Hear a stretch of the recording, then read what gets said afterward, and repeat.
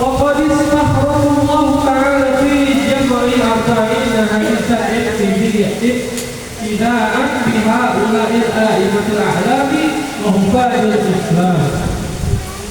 Dan telah mengeluarkan Allah Subhanahu wa Ta'ala dan mengumpulkan segala semuanya itu di 40 hadis yang dimana 40 hadis ini sudah disetujui, sudah diyakini oleh para alim ulama dan para asatidz dan para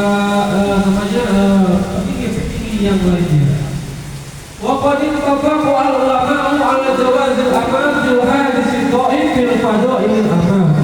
Dan ulama juga sepakat boleh mengamalkan sesuatu yang sifatnya itu berdasarkan hadis daripada hadis yang dhaif untuk fadailul amal.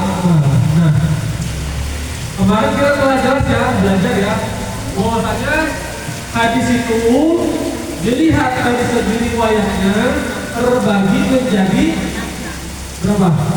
Hadis kalau dilihat dari segi riwayatnya terbagi menjadi berapa bagian? Hadis jika dilihat dari riwayatnya terbagi menjadi berapa bagian? Berapa? Dua, apa aja? Kemarin sudah dijelasin ya, hadis sudah ya, meskipun tidak secara terperinci, tapi dijelaskannya ya bisa lah ya. Hadis kalau misalkan dilihat dari segi riwayatnya berbagi jadi berapa? Berbagi jadi berapa? Menjadi 3 katanya. 3, 1. Ya apa disebutnya? Hadis sahih, terus dhaif, hasan. Hadis sahih, hadis dhaif dan hadis hasan. Kalau misalkan melihat daripada segi riwayatnya ya, hadis sahih, hadis dhaif dan hadis hasan. Nah, hadis dhaif adalah hadis yang lemah. Ya, hadis dhaif adalah hadis yang lemah secara periwayatannya. Oleh karenanya, kenapa bisa dikatakan hadis lemah? Karena entah dari perawinya yang hafalannya agak sedikit kurang. Tapi sedikit kurang itu bukan berarti nggak hafal ya. Sedikit kurang boleh kayak kita gitu. Ya, yang hafalannya ya kayak kita biasa gitu. Atau segala macamnya. Atau mungkin ada sedikit lupa. Atau daripada kata-katanya itu ada orang yang mungkin kurang segani atau mungkin masih ada kejelekan sedikit gitu, tapi bukan kejelekan ya, jadi seperti kayak aib-aib sendiri gitu lah, segala macamnya. Nah, oleh katanya kita kan biasanya kalau sebagai orang awam harus nanya dulu kan, ini hadis sahih apa enggak, hadis sahih apa enggak, apa segala macamnya, benar apa kan, seperti itu. Nah, bukan berarti ketika hadis itu tidak sahih atau hadis itu dhaif, hadis itu tidak boleh diamalkan. Ya. Kalau hadis dhaif boleh diamalkan untuk niat fadailul amal, ya. Ingat ya, hadis dhaif boleh diamalkan untuk niat fadailul amal. Tahu fadailul amal itu apa? Tahu fadailul amal itu apa? Fadailul amal itu artinya adalah kebaikan. Ya, kebaikan. Kalau di Indonesia kan fadail itu artinya adalah kebagusan atau yang diutamakan. Amal itu artinya adalah perbuatan. Ya, makanya fadailul amal adalah kebaikan. Ya, ingat buat kebaikan. Ayo misalkan barang siapa yang berpuasa di bulan Rajab, maka akan Allah ampuni dosanya selama 1 tahun. Selama 1 tahun sebelumnya dan 1 tahun sesudahnya. Itu kalau lihat daripada riwayat itu merupakan bagian daripada hadis dhaif, ya, hadis dhaif. Tapi kalau kita mengerjakannya semata-mata niatnya buat kebaikan, puasa Rajab itu kan baik kan, puasa kita itu baik ya kan. Maka kalau dilaksanakan tidak masalah, ya. itu tidak apa-apa, boleh diamalkan. Akan tetapi kalau misalkan hadis dhaifnya itu untuk sesuatu yang sifatnya kayak Allah itu sifatnya apa saja, Allah itu memiliki apa saja sifatnya, segala macam ya, maka itu kalau misalkan sumbernya hadis dhaif tidak boleh diamalkan seperti itu. Intinya hadis dhaif boleh diamalkan kalau sifatnya bukan hukum, tetapi sifatnya adalah fadhailul amal. Jadi kan pakai hadis dhaif boleh nggak diamalin? Boleh. Boleh kalau untuk Kebaikan. kalau untuk fadhailul Amal. Wa hada falaysa i'timad ala hadzal hadis. Dan ini bukan i'timad ya, bukan i'timad hadis ini. I'timad itu artinya setuju hadisnya itu saja. Bal al-qawlihi sallallahu alaihi wasallam fil ahadits sahih. Tetapi mereka semua setuju kalau misalkan hadis ini benar adanya merupakan bagian daripada hadis-hadis Nabi yang sahih. Liyuballigh asy-syahidu minkum al-ghaib. Maka sampaikanlah untuk kalian bersaksi daripada kalian semua sesuatu yang sifatnya gaib. Wa qawlihi sallallahu alaihi wasallam qadarallahu ra'an sami'a maqalati fa wa'aha fa addaha kama sam'iha. Summa min al-ulama man jama'a al-arba'in fi usulihi wa ba'dhum bil furu' wa ba'dhum bil had wa ba'dhum bil zuhdi wa ba'dhum bil adab wa ba'dhum bil hubbi bil hukm wa kulluha maqasidu as-salihah radhiyallahu anhu an qasidiha wa qad ra'aytu jam'a arba'ina aham min hadha kullihi wa ya arba'u ahaditsan mustabilatan ala jami'i dzalik. Dan semua itu akhirnya para ulama mengumpulkan dari bermacam-macam hadis, itu dikumpulkan semuanya yang jumlahnya itu sampai dengan 40 hadis ya, 40 hadis, atau kalau di kitab ini 42 hadis, yang dimana nanti 40 hadis itu ada tentang masalah usuluddin itu tentang masalah ya kayak tauhid gitu ya. Ada juga yang bagian furu itu tentang masalah hukum syariat. Ada juga yang seperti jihad, ada hukum zuhud, ada yang masalah adab, ada yang masalah hal-hal yang baik yang lainnya. Wa kullu hadisin minha qa'idatun azimatun min qawaidid. Dan semua hadis yang paling utama, yang paling kuat, yang paling tinggi derajatnya yaitu adalah tentang masalah qawaidid, yaitu tentang masalah tentang masalah agamanya, tentang masalah agamanya. Hadis yang paling tinggi adalah hadis yang menjelaskan tentang masalah agama. Qad wasafahu al-ulama bi anna madar Islam alaihi an huwa nisful Islam aw sulusuhu aw nahu dzalik summa tazimu fi hadhihi arba'in takuna sahihah. Bahkan telah dijelaskan ulama bahwasanya yang namanya usuluddin atau tentang masalah tauhid segala macamnya itu adalah bagian fondasi tertinggi di dalam Islam itu sendiri. Bahkan ada yang mengatakan ismul Islam atau setengahnya ilmu Islam, atau yang mengatakan sepertiga daripada Islam, atau ada yang mengatakan selain-lainnya. Jadi kalau misalkan kayak usuluddin, ilmu tentang masalah ketauhidan atau masalah tentang esaan Allah Subhanahu wa taala, itu ulama mengatakan bahwasanya sama seperti setengah daripada ilmu agama. Sama seperti juga mengatakan daripada sepertiga daripada ilmu agama. Sama seperti orang yang mengatakan bahwasanya orang yang membaca surat Al-Ikhlas sama seperti orang yang menghatamkan Al-Quran. Kalau orang yang membaca Al-Ikhlas sebanyak 3 kali, itu sama seperti menghatamkan Al-Quran. Kenapa? Karena Al-Quran itu terbagi menjadi 3. Yang pertama tentang ketauhidannya atau tentang masalah tauhid lah. Yang kedua tentang masalah syariatnya. Yang ketiga tentang masalah hikayatnya atau tentang masalah cerita-ceritanya. Ya, Al-Quran itu terbagi jadi 3. Ilmu tentang masalah agama, ilmu syariat, dan ilmu tentang masalah hikmah atau cerita-cerita yang terkandung yang memiliki pembelajaran tersendiri. Ya. Maka surat Al-Ikhlas itu ketika dibaca, maka itu surat yang benar-benar apa ya? Isinya itu untuk mengesahkan Allah Subhanahu wa taala. Ya, berarti dari bagian dari 1/3-nya. Ada saya bilang, Al-Quran itu terdiri dari 3 bagian. Yang pertama tauhid, kedua syahadat, yang ketiga adalah ilmu hikmahnya atau pembelajarannya ya. Nah, karena surat Al-Ikhlas itu isinya adalah ketauhidan,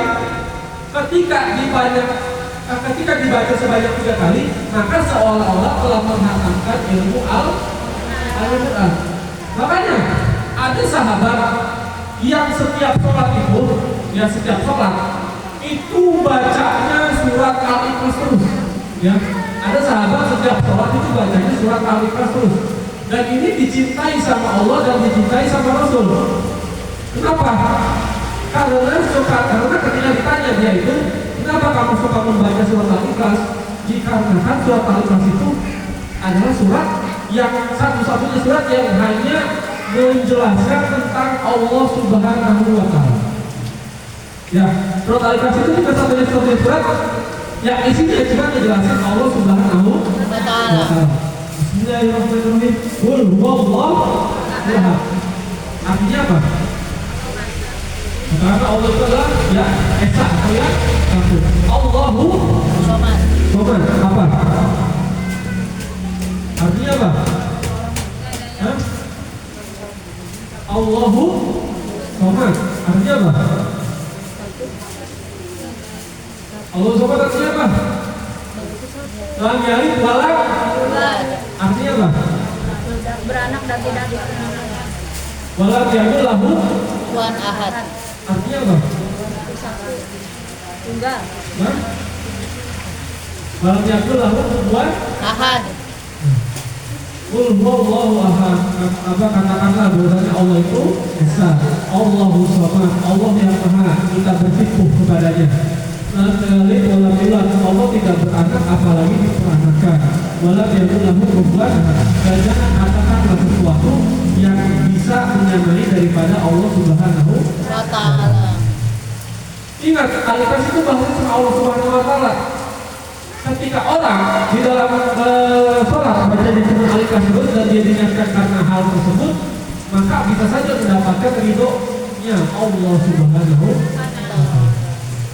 Tapi jangan niatnya itu karena baca Al-Ikhlas itu barang surat pendek ya. Maksudnya yang paling gampang, yang paling cepat, yang paling selesai ada bacanya dulu. Apalagi kalau misalkan tarawih ya, dulu aja saja bacanya dulu aja segala macam biar cepat. Nah itu jangan seperti itu. Tapi kalau mau memang niatnya baca dulu, niatnya karena memang Al-Ikhlas atau dulu itu hanya menjelaskan Allah Subhanahu Wa ta'ala. Jadi satu surat itu isinya jelasin Allah doang. Dan kalau misalkan dibacakan dengan tersebut, insya Allah Allah juga akan ridho kepada diri kita. Amin. Alamin. Wa mu'dhamuha fi sahihi al-Bukhari wa Muslim. Dan khususnya yang paling tinggi-tingginya di dalam sebuah kitab hadis adalah kitab Sahihul Bukhari dan Muslim. Jadi dia ada kitab kan? Kalau menurut agama Islam kitab yang paling tinggi apa? Menurut agama Islam kitab yang paling tinggi apa? Al-Quran. Al-Quran. Nah yang keduanya apa? Hadis. Hadis itu apa? Yang paling nomor dua setelah Al-Quran itu apa? Hah? Ya hadis. Kitab. Ya. Kitab yang nomor 2 setelah Al-Quran itu apa? Ada yang tahu? Al-Quran hadis. Kitab nomor 2 setelah Al-Quran.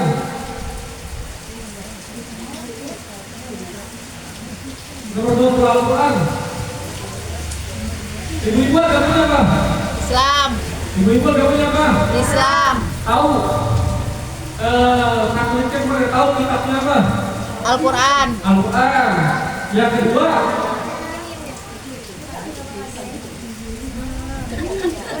kitab nomor 2-nya apa? Hadis. Kitab hadis ya, kitab apa? Ada yang tahu kitab apa? Hah?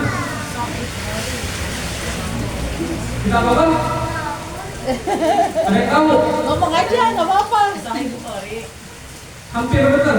Sedikit lagi. Sahih Bukhari itu nomor 3. Sahih Muslim. Sahih Muslim itu nomor 4.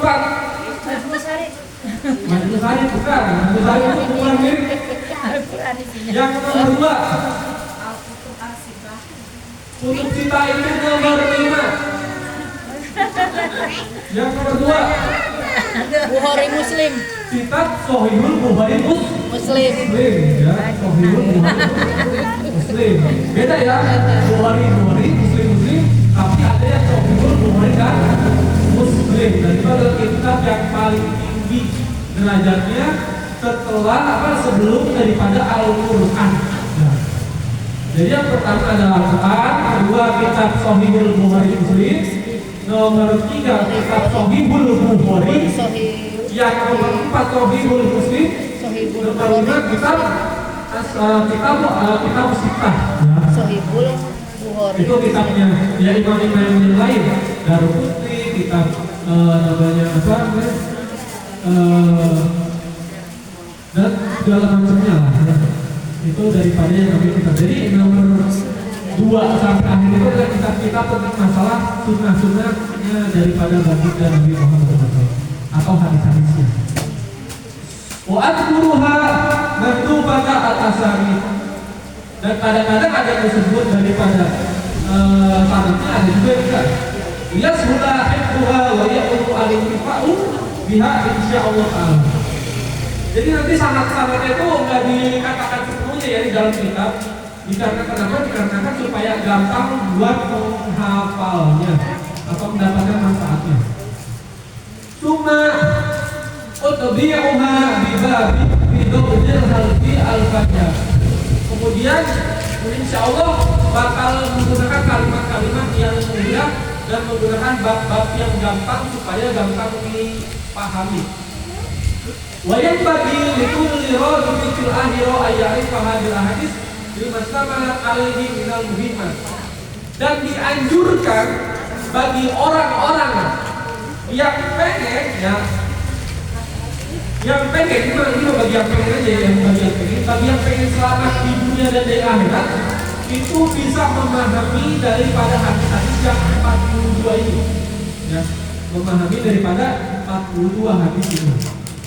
Jadi mana wahtawat alaihi minat tanbihi ala jami'i doa. Di mana di dalamnya ya sebagian menganjurkan untuk kita semua itu menjadi orang yang taat. Wadhalika dhahirun lima tadabbaruhu. Dan sebagian juga untuk kita itu bisa mengamalkannya, untuk bisa mengaplikasikannya. Walau wahi iktimadi, dan pada Allah lah kita itu bersimpuh. Wa ilaihi tawfidi wa wastinadi, dan kepada Allah lah kita itu bersandar dan berserah. Walaul hamdu wal nikmat, dan kepada Allah kita bersyukur dan atas segala nikmat yang Allah berikan kepada diri kita. Wa bihi taufiq wal ismah, dan hanya pada Allah lah kita mendapatkan taufik dan mendapatkan pertolongan. Oke, ada pertanyaan? Siapa yang mau bertanya? Masukin daripada hadis yang pertama. Minggu depan aja. Jadi barang siapa yang mau hidupnya selamat di dunia maupun di akhirat, setidak-tidaknya kita mengkaji daripada 42 hadis ini dan kita pahami, syukur-syukur bisa kita aplikasikan atau bisa kita amalkan, maka insya Allah kita bakal selamat baik di dunia maupun di akhirat. Ibu-ibu pengen selamat dunia di akhirat? Pengen selamat dunia? Pengen selamat akhirat? Maka ya 42 hadis ini kalau bisa banget, nah dihafalin kalau bisa banget. Tapi kalau nggak bisa ya dipelajari lah, atau setidaknya diamalkan lah ya sedikit banyaknya lah ya, atau mengerti daripada isi hadis yang nanti bakal dijelaskan.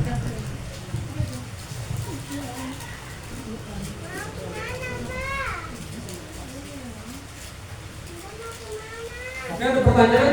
Ini kalau mau dilanjut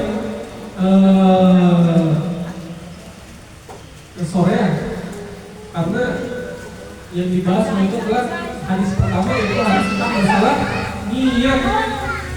Ya, hadis pertama adalah hadis tentang masalah niat.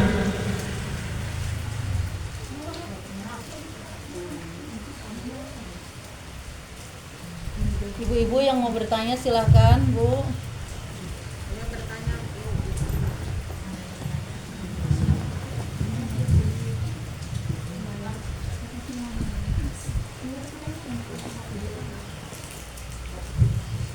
Ada yang bertanya atau saya bertanya?